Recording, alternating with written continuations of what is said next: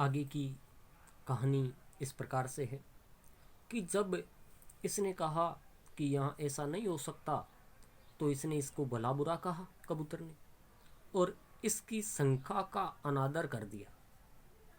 राजा की शंका का अनादर किया और सब के सब यहाँ पर बैठ गए।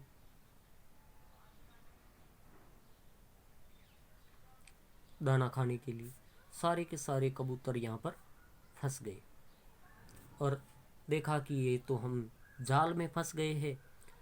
तो सारे कबूतरों ने इस कबूतर की निंदा करना शुरू कर दिया कि मरवा दिया, खुद तो मरा सो मरा, हमें भी मरवा दिया। ऐसा करके सब इसकी निंदा करने लगे। तब इसने कहा कि भाई इसमें इसका कोई दोष नहीं, अगर आप सहमत नहीं होते तो ये अकेला यहाँ नहीं रुकता, इस कारण इसकी निंदा करना अब उचित नहीं है। जब इसकी निंदा कर रहे थे तो इसने इसको सुनकर कहा, ये काम घबराने का नहीं है, हम विपत्ति में फंस गए लेकिन अभी भी इस विपत्ति से निकला जा सकता है। तत्श्रुत्वा अर्थात इसकी निंदा सुनकर, और निवृत्त है तक की ये कहानी है कि इसने कहा कि भाई विपत्ति में घबराना कायर पुरुषों का काम होता है, कि विपत्ति में घबराना कायर पुरुषों का काम होता है। अभी भी हम देर से काम लेकर इसका उपाय सोच सकते हैं, इसलिए हमें इसका उपाय सोचना चाहिए, और अभी भी अगर हम मिलकर ऐसा काम करें तो अभी भी किया जा सकता है।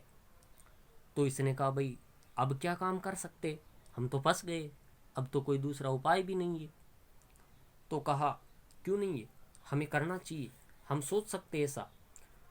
तो इन सब कबूतरों से इसने कहा कि आप सब एक मत होइए, इसकी निंदा करना छोड़ दीजिए, एक मत होकर हम सब इस जाल को लेकर उड़ सकते हैं।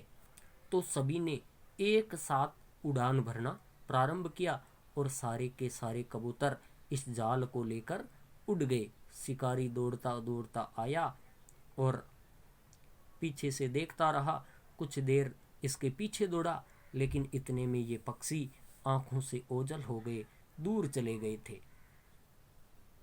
और दूर जाने के बाद इन्होंने शिकारी रोता रहा।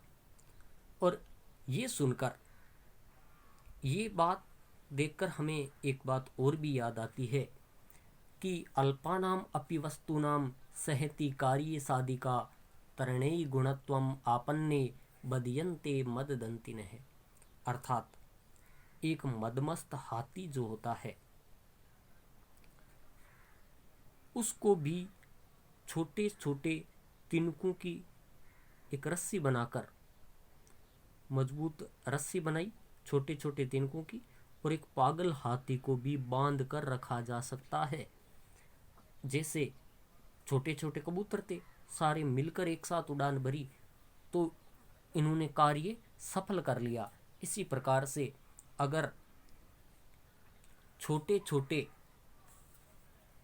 वस्तुओं का संगठन करके कोई कार्य किया जाए, जैसे घास से बनी हुई रस्सी, तिनकों से बनी हुई रस्सी से भी पागल हाथी को बांधा जा सकता है, तो कैसे गुण आ जाते हैं संगठन से, या हाथी को कैसे गुणों से बांधा जा सकता है। तो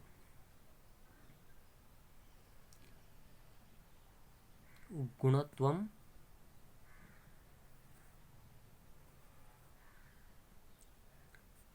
आपन्ने।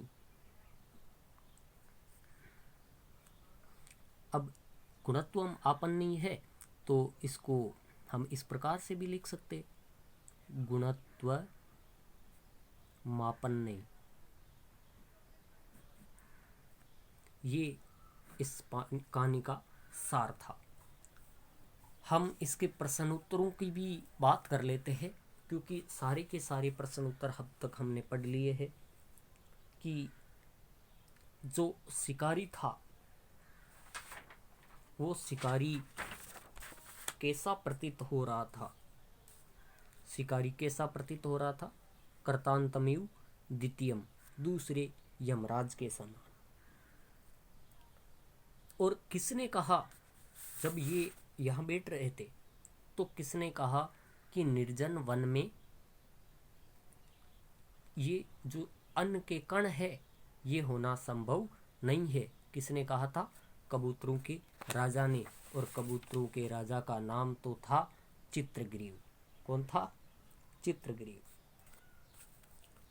और जब ये आपस में तू मैं करने लगे तो चित्रग्रीव ने क्या कहा कि जो कायर पुरुष है वह घबराता है विपत्ति के समय। तो विपत्ति के समय कायर पुरुष घबराता है, और हमें तो किससे काम लेना चाहिए? धैर्य के साथ। किससे? धैर्य के साथ काम लेना चाहिए, ताकि हम इस विपत्ति से निकल सके। और हम छोटी छोटी वस्तुओं का क्या करना चाहिए? संगठन। और इसीलिए कहा गया है संहति कार्ये साधिका।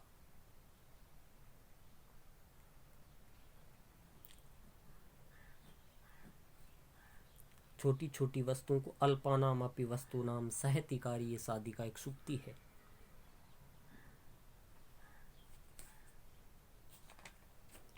आगे हम बात करें तो कौवे का नाम पूछा जा सकता है। कौवे का नाम क्या था? लघुपतनक। क्या नाम था? वायसस्य नाम लघुपतनक। और इस कौवे ने आता हुआ किसको देखा?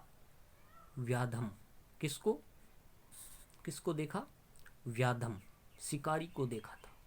कौवे ने किसको देखा? शिकारी को देखा था। कबूतरों का राजा कौन था? चित्रग्रीव था। कौन था? चित्रग्रीव था। और तिनकों से बनाई हुई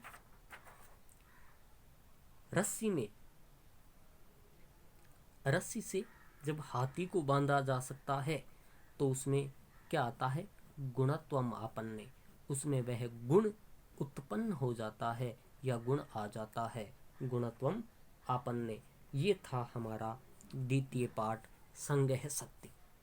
कोई आपको दिक्कत हो, कोई प्रॉब्लम हो पाठ में, तो आप कमेंट कर सकते हैं। ग्रुप के अंदर आप कोई चैटिंग के माध्यम से हल कर सकते हैं। मेरे तक आप उस समस्या को पहुंचा सकते हो। मैं यथाशीघ्र आपकी इस शंका को दूर करने का प्रयत्न करूंगा। नमस्कार।